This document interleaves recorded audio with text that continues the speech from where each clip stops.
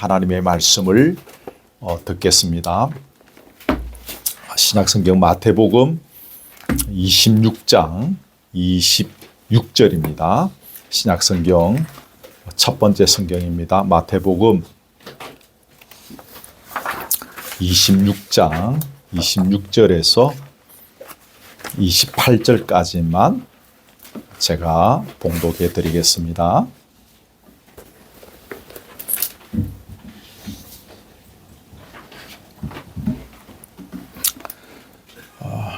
그들이 먹을 때에 예수께서 떡을 가지사 축복하시고 떼어 제자들에게 주시며 이르시되 받아서 먹으라 이것은 내 몸이니라 하시고 또 잔을 가지사 감사기도 하시고 그들에게 주시며 이르시되 너희가 다 이것을 마시라 이것은 죄 사함을 얻게 하려고 많은 사람을 위하여 흘리는 바 나의 피 곧 언약의 피니라. 아멘. 우리 기독교에서 성찬을 아주 중요하게 다루는 이유는 주께서 그렇게 하라고 제정하셨기 때문이죠. 예수께서 우리에게 잡히시기 직전에 제자들과 마지막 식사를 하는 자리에서 떡을 떼어 주시면서 받아 먹으라 그렇게 하셨죠. 또 잔을 취하여 주시면서 마셔라 하셨습니다. 이걸 고린도전서 12장에 보면 주께서 다시 오실 때까지 이것을 행하라 그렇게 기록되어져 있죠. 그래서 우리 기독교에서 성찬은 아주 중요한 요소이고 교회가 반드시 행해야 할 중요한 임무 중에 하나가 성찬입니다. 그래서 성찬을 거행하기 전에 통상적으로 몇 주 전에 미리 알려드리는 거죠. 그것은 미리 알고 잘 준비해서 먹고 마시라는 의미가 되겠습니다.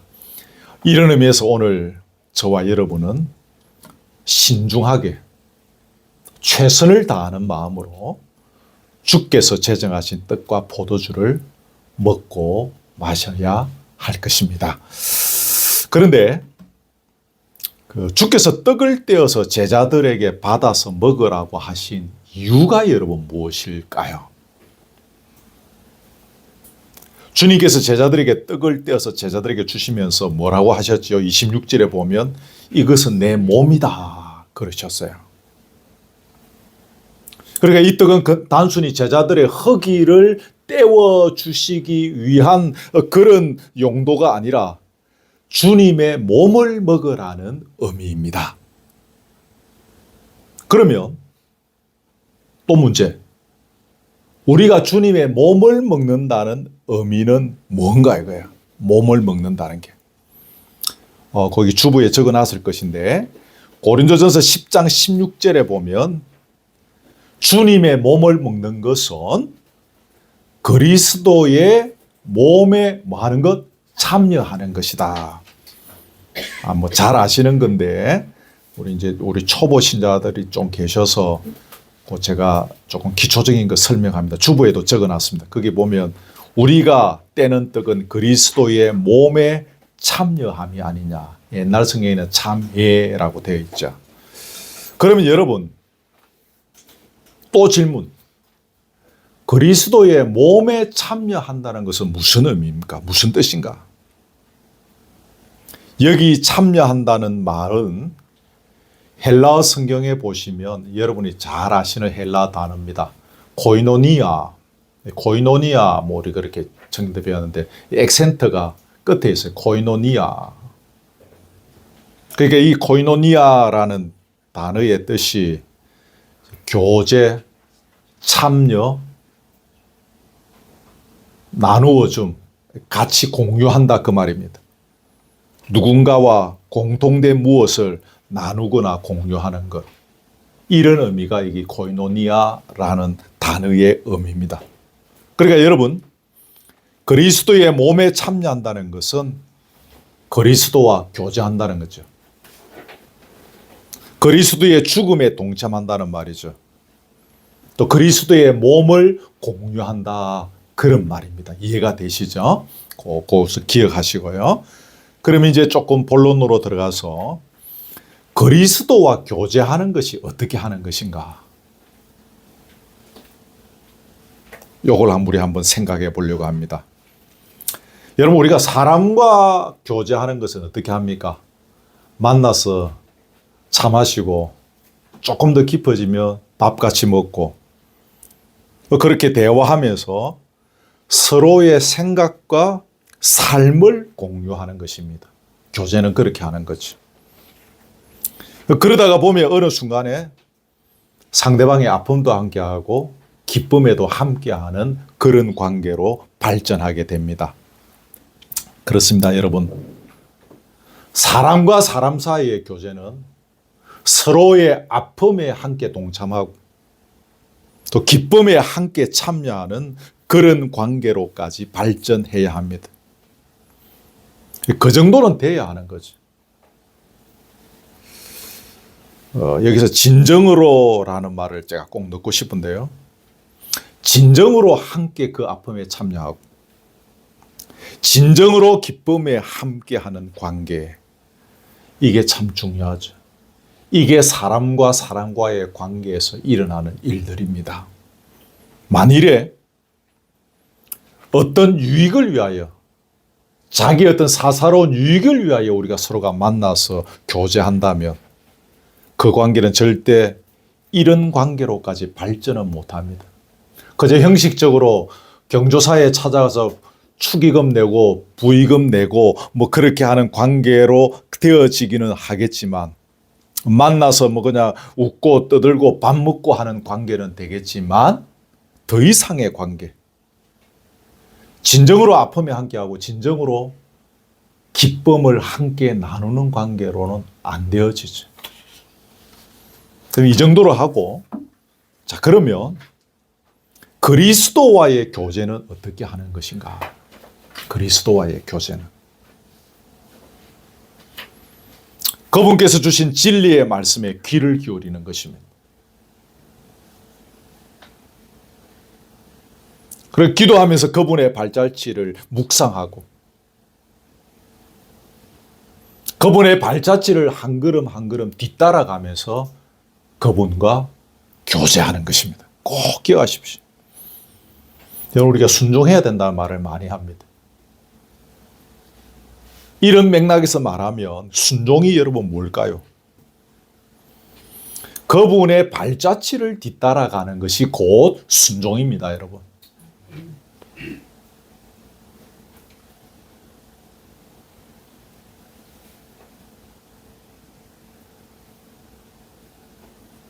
예전에 그 교회 다닐 때 보면 목회자들이 막 목사 말 잘 듣는 것이 순종이요.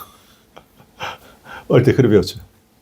그리고 막 교회 일 막 시키는 대로 닥친 대로 막 자기 몸을 살해가면서 막 자기를 포기하면서 막 일하고 그런 것이, 그렇게 막 시키는 대로 하는 것이 순종이라고 배웠습니다.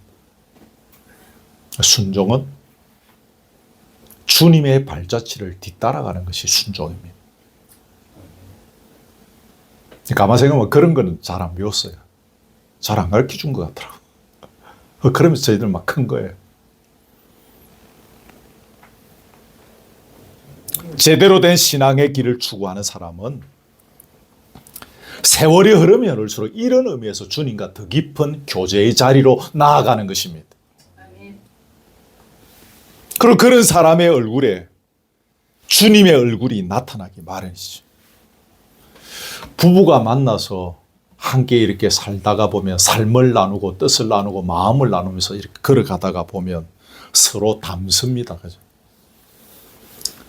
둘이 잘 살아오시면 다른 사람들이 그 부부를 보고 둘이 닮았네. 아, 두 분이 많이 닮으셨네. 많이 닮아가네요. 이런 소리가 나와야 돼. 그 두 분이 잘 사신 거예요. 마찬가지입니다.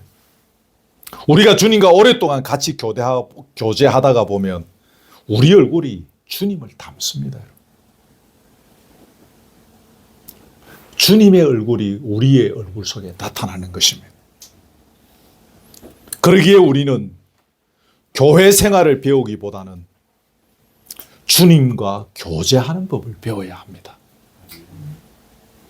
물론 교회 생활을 어떻게 하는 것인지 알고 있어야 하지만 그것은 보조적으로 알아가야 할 일입니다. 주로 우리가 추구해야 할 일은 뭡니까? 주님과 교제하는 법을 배우는 일입니다. 주님과의 교제가 잘 되면 교회 생활을 어떻게 해야 하는지에 대해서는 자연스럽게 터득하게 되어지는 것 같아요. 주님과의 교제를 어떻게 하는지를 먼저 배우지 않고 교회 생활을 먼저 배우게 되지만 필시 그 사람은 외식하는 신앙관을 가진 사람 머물게 됩니다. 겉으로는 그리스도인인데 그 안에는 그리스도가 없는 종교인이 되는 것이죠. 여러분, 이때 우리가 꼭 참고로 할 것은 지금 주님과의 교제를 주제로 이야기합니다. 주님과의 교제의 자리에 다른 어떤 것도 그 주장스러운 것을 달고 다니면 그 주님과의 교제가 수박 겉핥기가 된다는 것입니다.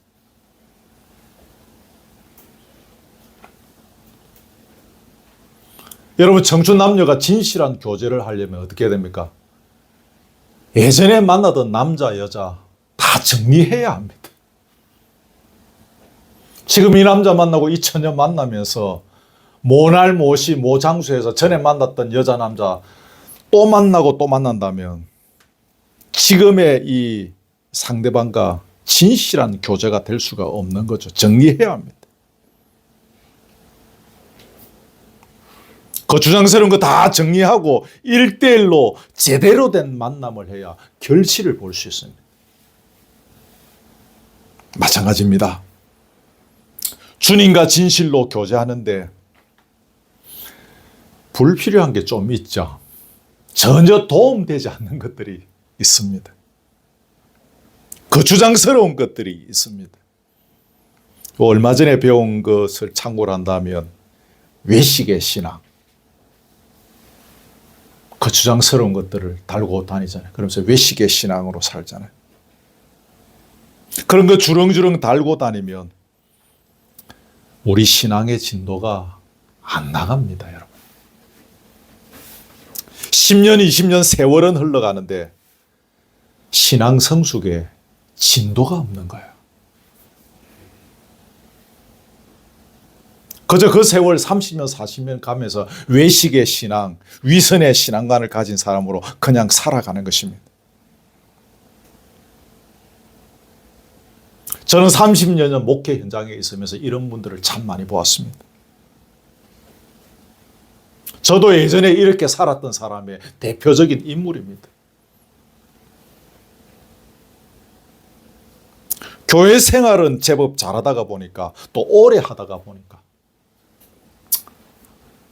뭐 장로도 되고 권사도 되고 심지어 목사도 됩니다. 근데 신앙생활에 신앙 성숙에 진도가 없는 것입니다. 이유가 뭡니까? 그 세월 동안 그 주장스러운 것들을 너무 많이 달고 다녔기 때문입니다. 여러분, 달리기 선수들은 몸에 그 주장스러운 것 달고 달리지 않습니다. 요즘 여러분 육상 선수들 보셨죠? 딱 몸에 딱 달아붙는, 할 수만 있으면 공기의 저항을 적게 받을 수 있는 과학적인 방법을 연구해서 딱 몸에 맞는 착 들어붙는 유니폼, 그것만 딱 입고 달리게 합니다. 이번 기회에 여러분들의 신앙 성숙을 방해하는 것이 무엇인지를 신중히 살펴보는 시간이 되기를 바랍니다.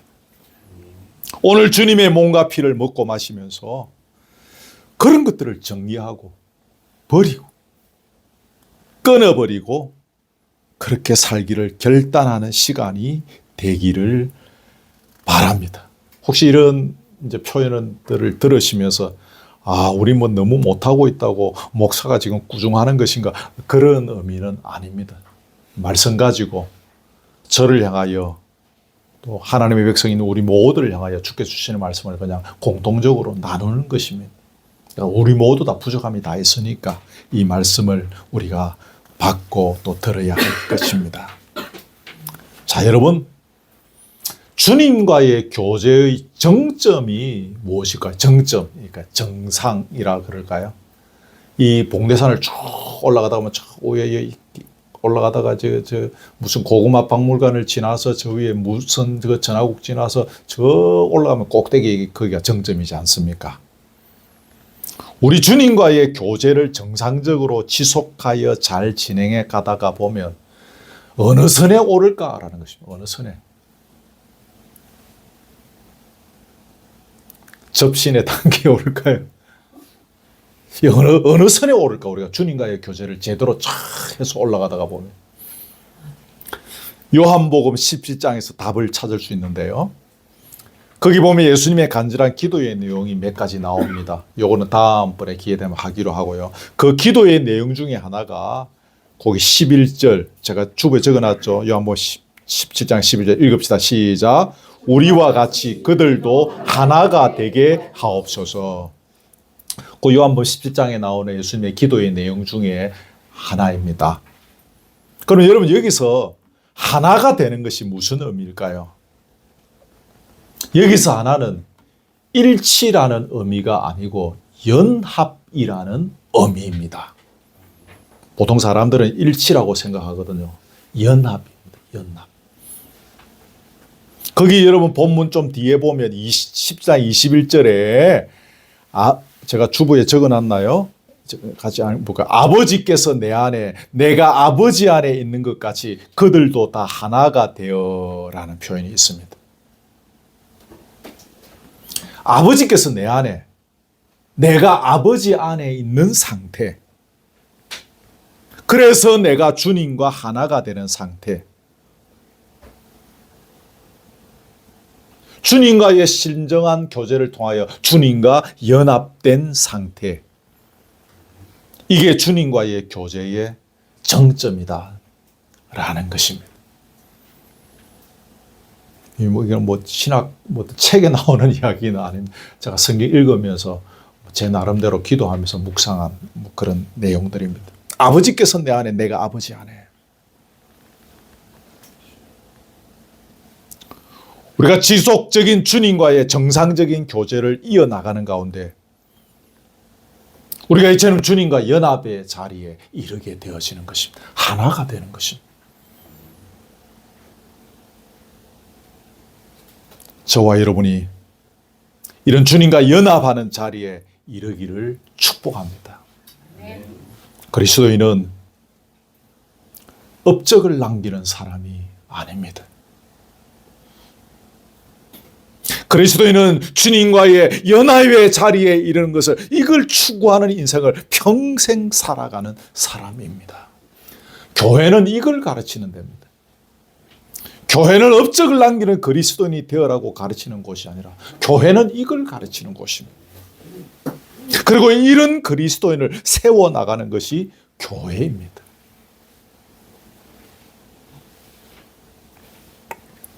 두 번째로, 아까 이제 몸을 공유한다는 말이 나오죠. 그렇죠? 그리고 그리스도와 몸을 공유하는 것은 어떻게 하는 것인가? 이것은 그분의 삶을, 그분의 흔적을 공유한다, 그 말 아니겠습니까? 그러면 여러분, 그분의 삶의 흔적을 대표하는 것들이 몇 가지 있을 것인데 많겠지만은 제가 한 4가지로 거기 간추려 보았습니다. 첫째는 뭡니까? 우리를 위하여 십자가에 피를 흘리시기까지 하면서 죽으신, 바다를 먹물로 삼아도 다 기록할 수 없는 사랑의 흔적을 남기셨습니다. 두 번째는 뭡니까? 그 사랑으로 인해서 그분은 모든 것을 포기하고 내려놓으셨습니다. 하늘 보좌의 화려함도 내려놓으시고 결국에는 목숨도 내려놓으시고 죽음의 자리에 가셨습니다. 세 번째는 뭡니까? 겸손하는 거죠. 만왕의 왕으로 오셨는데 나귀 새끼를 타고 입성하셨습니다. 제자들의 발을, 허리를 숙여 손수 씻어주시는 섬김의 삶을 사셨습니다. 오래전부터 제가 여러분에게 하고 싶은 이 자리가 너무 협소해가지고 제가 언젠가는 할 겁니다. 이 좀 하여튼 넓어지면 세숫대야 다 사와가지고 할 겁니다. 폼 잡는다고 되는 것은 아니지만. 네 번째는 뭡니까? 끝까지 성부 하나님의 뜻이 이 땅에 이루어지는 일에 그의 일생을 거셨다는 것입니다. 제가 예수님을 이렇게 배우고 공부하면서 참 중요하게 생각하는 부분도 이 네 번째입니다. 성부 하나님과 헤어지는 그 아픔의 고통조차도 아버지의 뜻이 이 땅에서 이루어지는 일 때문에 그는 그 아픔을 참으시고 죽으시고 무덤에 가셨습니다. 그래서 그 모든 일들을 통하여 우리에게 뭘 누리기를 원하십니까? 하나님의 나라를 누리기를 원하시는 것입니다. 아멘. 그 모든 사역들을 통하여 이 청학동 이 언덕바지에서 우리가 공동체로 모여서 하나님의 나라를 누리기를 원하신 것입니다. 아멘. 저와 여러분의 심령 속에 개인의 삶 속에 이 하나님의 나라를 누리기를 원하셨던 것입니다. 우리가 그분의 몸을 공유한다는 것은 짧게 말씀드렸지만 이러한 내용들을 공유한다 그 말입니다.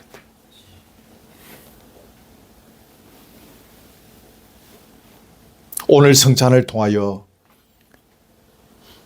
나를 위하여 십자가에서 피를 흘리신 주님의 사랑을 끄집어내어 기억하는 시간이 되기를 바랍니다. 제가 제 원고에 끄집어내어라고 일부러 적어놨습니다.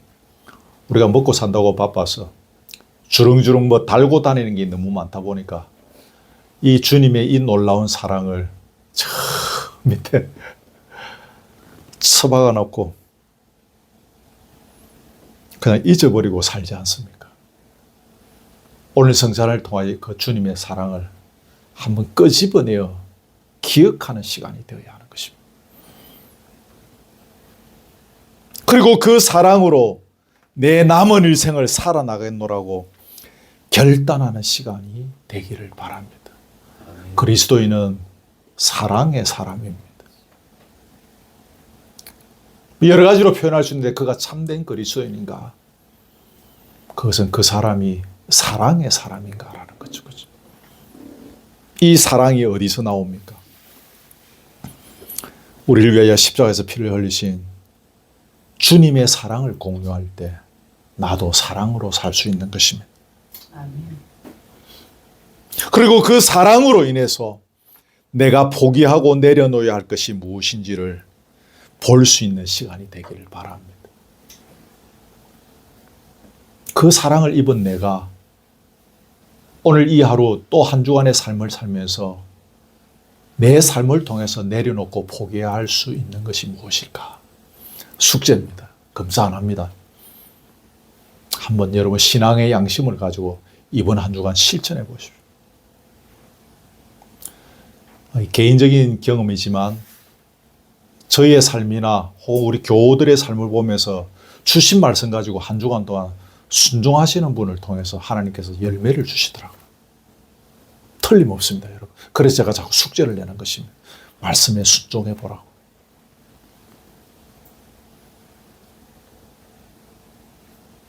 또 한 가지는 오늘 주님의 몸과 피를 먹고 마시면서 늘 살아서 꿈틀대는 나 자신을 죽일 수 있는 능력을 얻기를 바랍니다.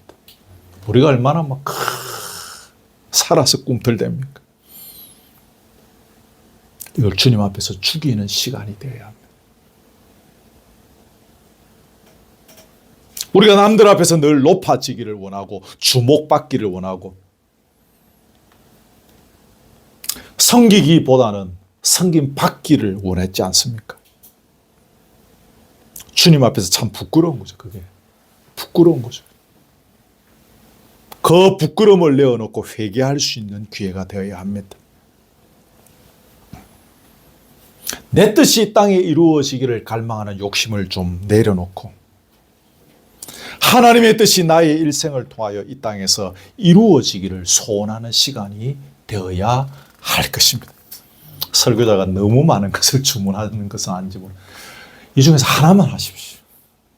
저는 감히 다음엔 너무너무 좋겠지만 짧은 목회 경험해 볼 때 하나라도 잘하면 엄청난 것이라는 생각을 저는 목회자로서 가지게 되어집니다. 마지막 세 번째입니다. 우리가 한 몸이다라는 것입니다.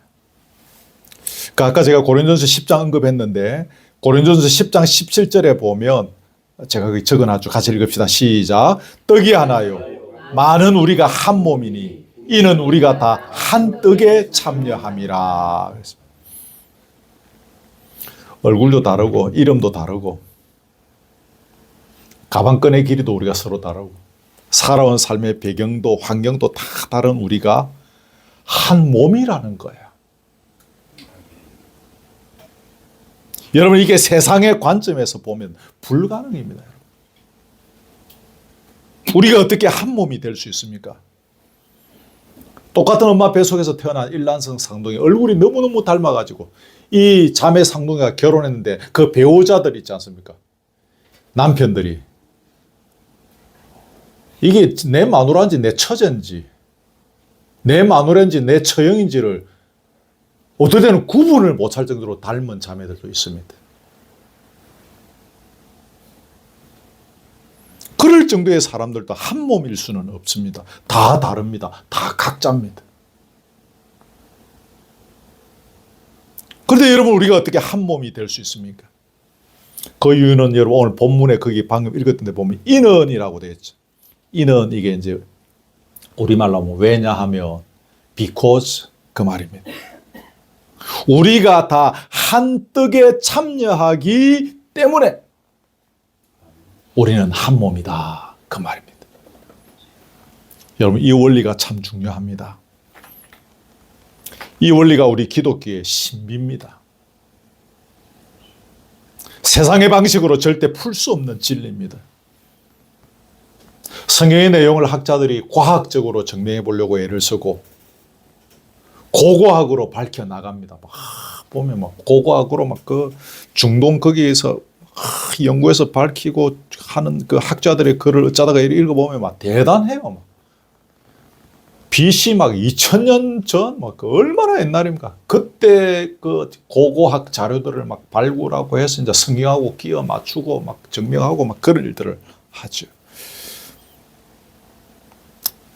지질학적으로도 성경을 이렇게 증명해 가고 풀어가는 일들도 많이 합니다.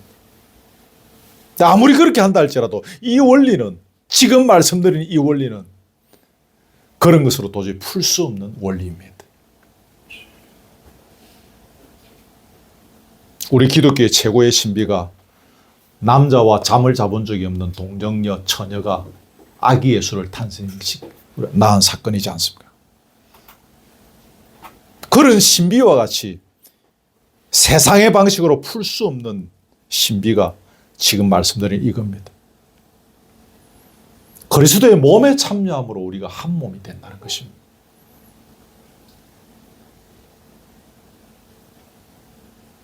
오로지 성령이 우리 속에 역사하시는 것을 통해서 우리의 전인격으로 체험하고 경험해야만 알 수 있는 원리입니다. 아멘. 그럼 여러분, 우리가 한 몸이 된다라는 게 어떤 것일까요? 우리가 한 몸이 된다는 것. 여러분 이런 것에 대해서 좀 이렇게 고민해 보신 적이 있으시겠죠? 이 성경의 본문대로 풀어가면 우리가 한 몸이 되는 이유는 한 떡, 곧 예수 그리스도의 몸과 피에 참여하기 때문이다. 조금 전에 이야기했죠. 이는 우리가 다 한 떡에 참여함이라.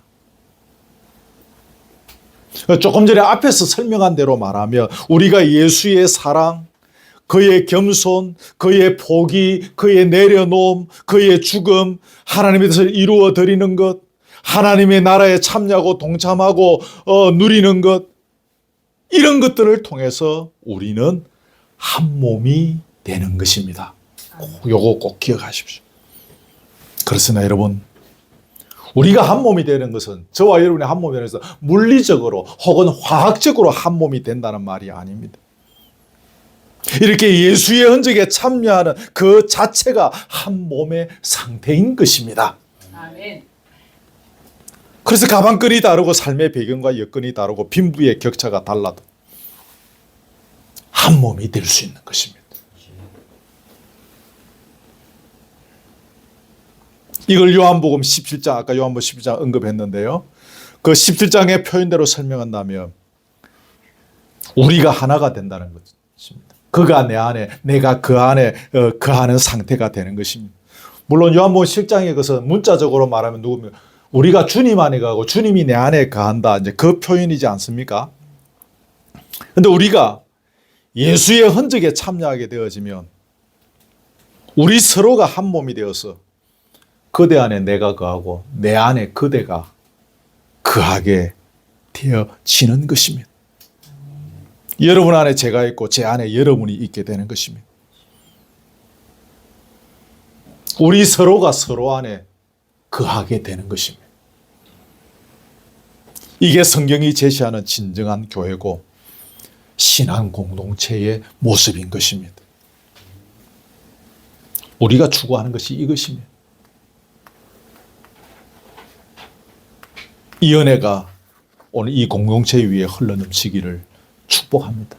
아멘. 이 지점에서 한 가지 중요한 것이 있는데요. 그게 뭔가 하면 우리가 성경이 제시하고 있는 그대로의 신앙을 추구해야 한다는 사실이 중요합니다. 그 하나 일례로 든다면 외식하는 신앙을 갖고 살면 절대로 이 한 몸이 되는 은혜를 누릴 수 없습니다. 두 번째로 하나님을 자기의 욕심을 이루기 위한 도구와 수단으로 사용하는 활용하는 신앙관을 갖고 살아가는 사람도 이 한 몸이 되는 은혜를 경험할 수 없습니다. 그 안에 갈로 열고 절대로 갈로 닫고 없습니다.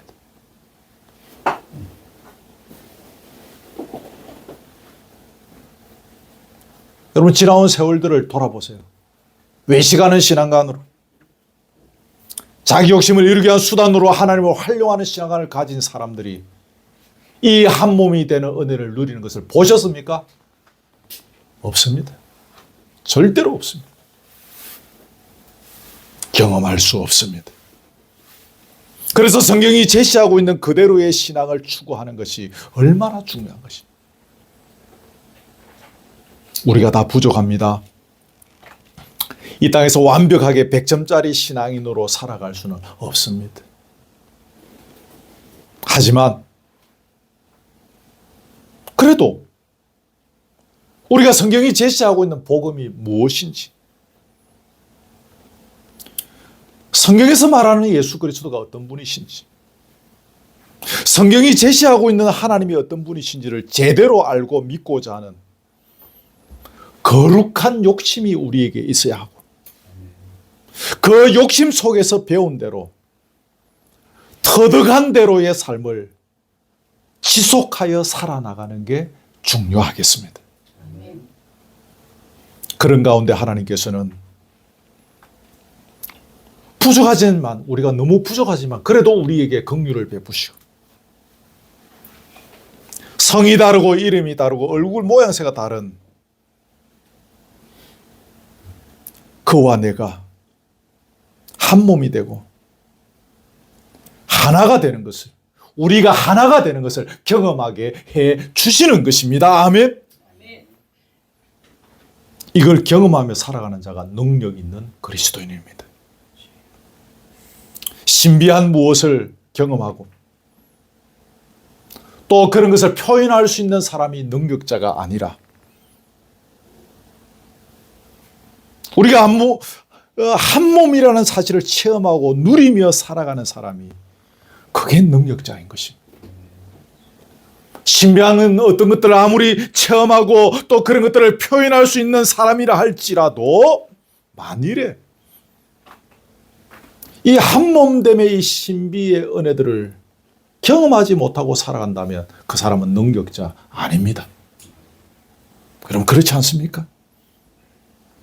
저는 이 교회를 담임하는 목회자로서 저와 여러분 우리 모두가 이런 능력자가 되기를 진심으로 축복합니다. 이것이 대단히 부족한 여건 가운데서도 이 언덕에 교회를 시작한 중요한 이유입니다.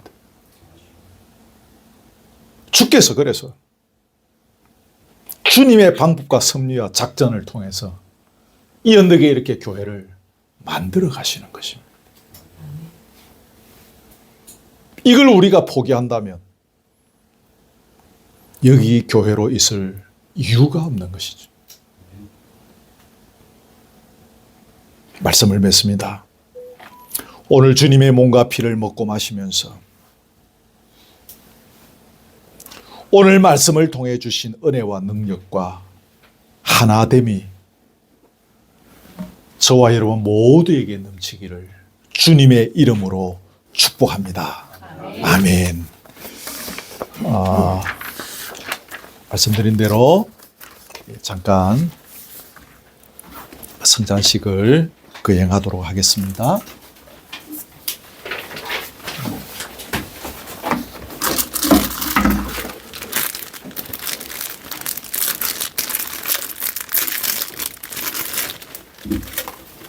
(251장) 1절 4절만 합니다. 251장 1절 4절 하겠습니다.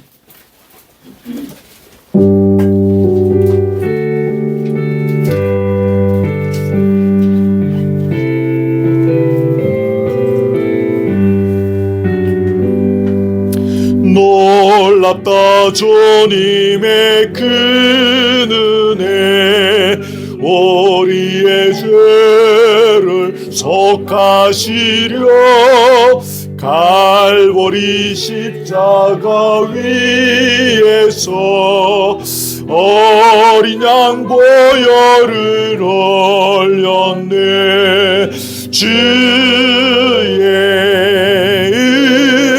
은혜 우리의 죄를 다시 해서 주의 은혜 주의 은혜 우리의 죄를 다시 4절입니다. 비할 수 없는 그 은혜를 믿는 자에게 거저주네. 영세여 주 앞에 나와서 거짓 죄 말고 복 받으라. 주의 은혜 우리의 죄를 다시 섰네.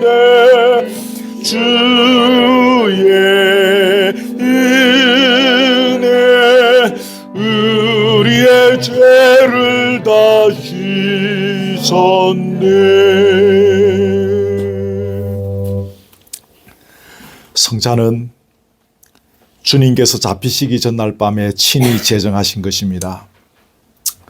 떡은 주님의 몸을 나타내고 잔은 주님의 피를 나타냅니다. 우리는 이 떡과 잔을 받음으로 주님의 몸과 더불어 교통하게 됩니다.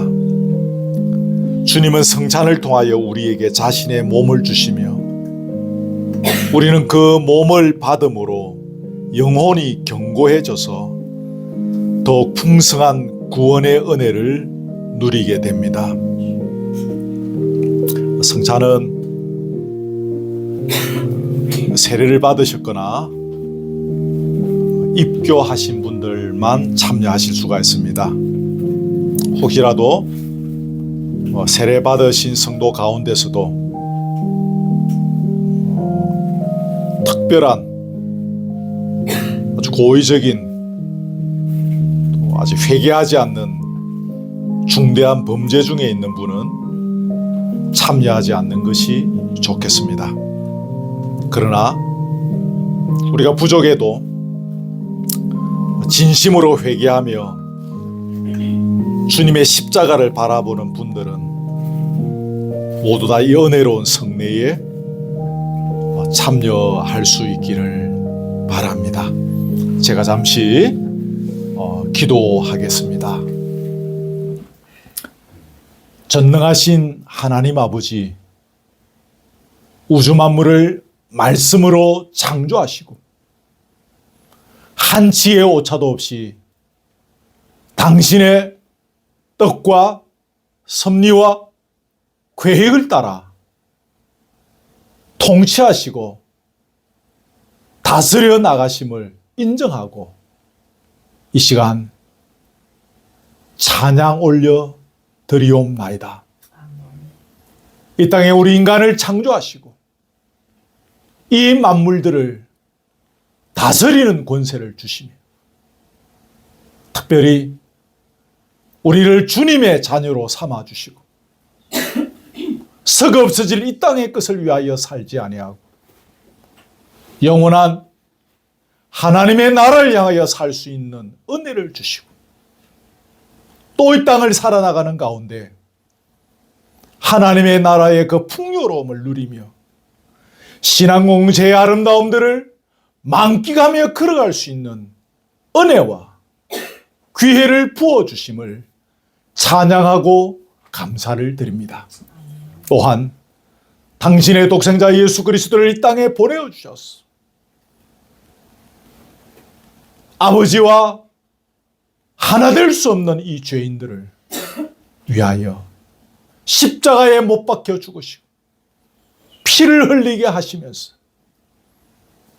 죽음의 고통을 맛보게 하시면서 우리를 건져주시니, 그래서 하나님의 자녀의 권세를 누리게 해주시니 그 은혜 또한 너무 놀라와 감사와 찬양을 영광을 올려 드리옵나이다. 이제 우리가 주님께서 명령하신 바를 따라서 이 시간에 주님의 몸과 피를 먹고 마시려고 합니다. 눈으로 볼 때는 그저 사람이 만든 떡과 포도주를 먹고 마시는 의식에 불과한 것처럼 보이지만, 오 주여 이곳에 주의 성령 역사하여 주시옵소서. 이 예식에 참여하는 살아가는 성도들의 심령을 활짝 열어 주시옵소서. 십자가에 달리신 주님을 배움는 자리, 오늘 주신 말씀을 붙잡고 새롭게 우리 자신들을 돌아보며 회개하며 또한 결단하며 소망을 품는 자리, 회복의 자리, 기쁨의 자리, 은혜의 자리, 치유의 자리가 되게 해 주시옵소서. 이 예식을 틈타는 사탄의 강교한 세력들을 예수의 이름으로 다 물리쳐 주시옵시고, 이 짧은 예식의 시간 동안 온전히 성령님께서 주장하여 주셔서 은혜가 풍성한 자리, 주님께서 주시는 말씀의 은혜, 심령의 간격으로 찾아오는 성령의 끓어오름의 은혜가 흘러넘치는 자리 되게 하옵소서. 거룩하신 예수님의 이름으로 기도드리옵나이다.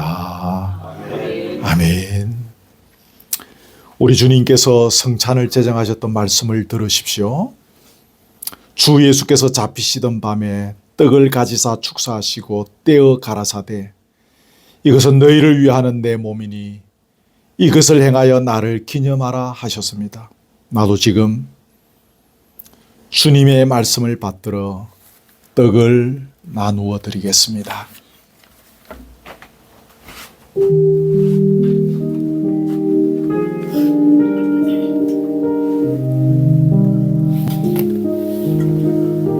한샘은 웃습니다.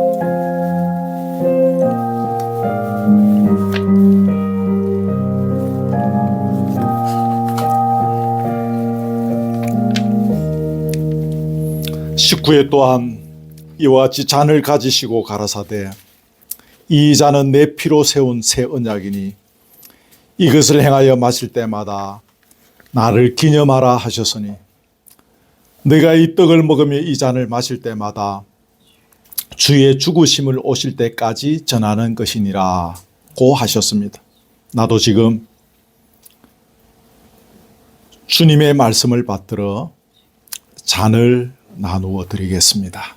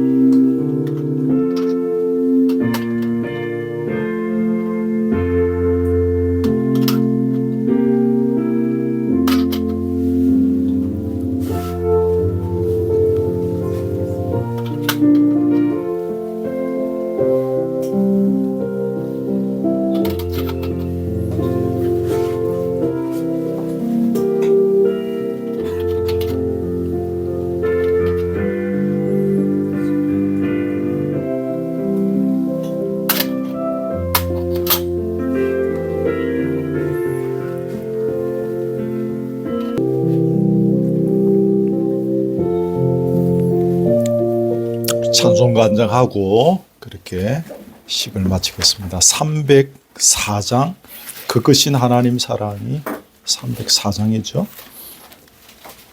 예, 304장 찬송하고 마치겠습니다.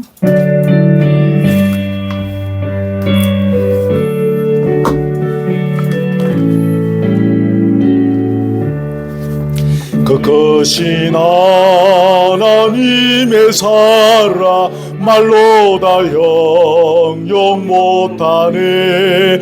저 높고 높은 별을 넘어 이 낮고 낮은 땅 위에 죄범한 영혼 구하려 그 아들 보내사 화목제물 삼으시고 죄 용서하셨네. 하나님 크신 사랑이 정량다 못하네. 영원히 변치 않는 사랑 성도여 찬양. 3절입니다. 하늘을 두루마리 삼고 바다를 먹물 삼아도 다 하나님의 사랑 다 기록할 수 없겠네. 하나님의 크신 사랑 그 어찌 닿았을까. 저 하늘 높이 사도 채우지 못하리.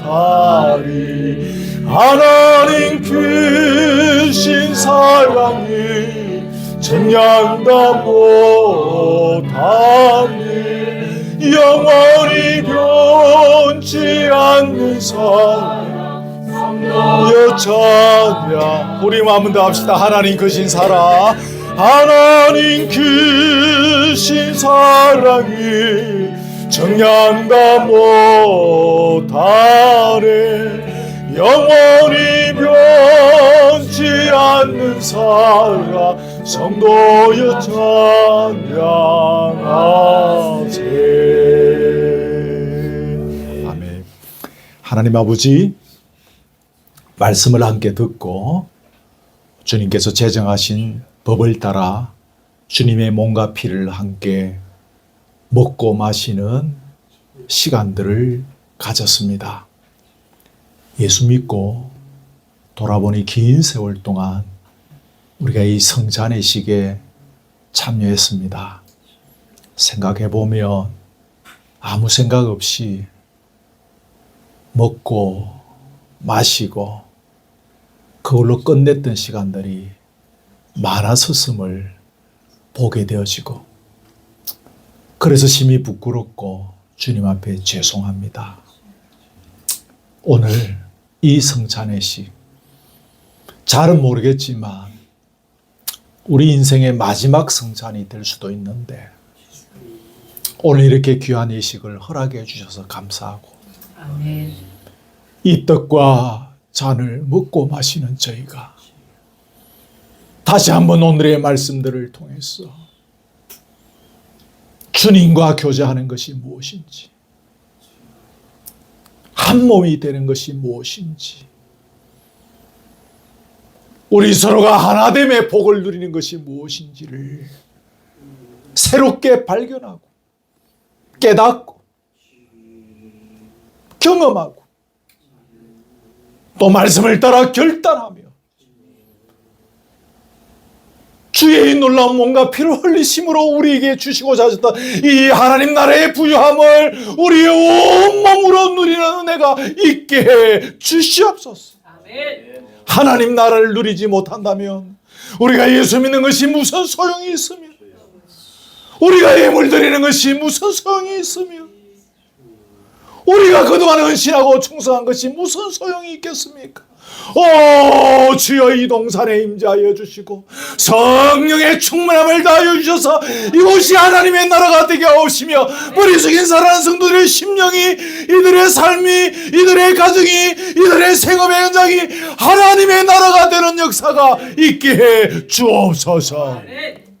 부족하고 연약하고 모자람이 많지만 주님 불러가시는 그날까지 우리 모두 살아생전에 이 하나님 나라의 풍성함을 온몸으로 누리며 즐거워하다가 평강의 세월을 보내다가 주님이 부르며 주님 앞에 설 수 있는 은혜를 주시옵소서. 사랑하는 우리 교우들, 믿음의 분량도 제각각입니다.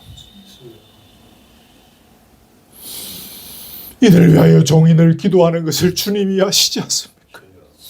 이들을 불쌍히 여겨주시고 모두가 믿음의 반열에 우뚝 설 수 있기를 원합니다.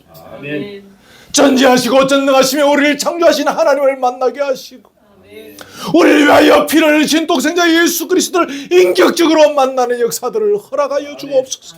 성령의 동행하심의 은혜가 얼마나 놀라운 것이를 발견하는 믿음을 이들에게 다 더하여 주옵소서. 아멘. 한 사람도 낙오되는 자 없게 하시고 끝까지 믿음의 길을 온전히 잘 걸어갈 수 있도록 주님의 방법으로, 주님의 능력으로, 주님의 때에 철저하게 인도하시고 섭리하시고 간섭하시고 역사하여 주시옵소서. 아멘. 교회가 앞으로 걸어가야 할 일들이 많습니다. 우리 힘으로 감당할 수 있는 것들이 아무것도 없습니다. 맨몸으로 빈손으로 우리가 이 언덕에 모여서 교회를 시작했습니다. 주여, 앞으로 걸어가야 할 모든 일들, 어떻게 걸어가야 할지도 우리 잘 모르고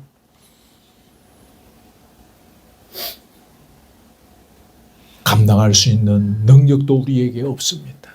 주께서 보여주시고 말씀하시고 인도하시고 주장해 주옵시고 그 길 따라 걸어가는 가운데 아브라함의 늙은 종이 순적히 주인의 며느리감을 만난 것처럼 그런 놀라운 은혜를 간증하는 저희 교회가 되게 해 주옵소서. 아멘. 귀한 예물을 주님 앞에 드립니다. 이 예물 받으시고 영광 거두시고 늘 기도 드리옵는 대로 예물 드릴 때마다 감사와 기쁨과 자원함으로 드리는 예물 되게 하옵소서. 오후에 교제의 자리에 함께 하시고 먹고 마시며 교제하는 자리 위에 주의 역사와 능력과 치유와 회복과 기쁨과 평강이 흘러넘치는 복된 자리 되게 하옵소서. 우리 조홍천 원로 목사님 오늘도 노쇠한 육신을 이끌고 저 험한 계단 내려오셔서 예배에 참석하셨습니다. 목사님의 육신을 어디까지 인도하시고 간섭해 주시니 감사합니다.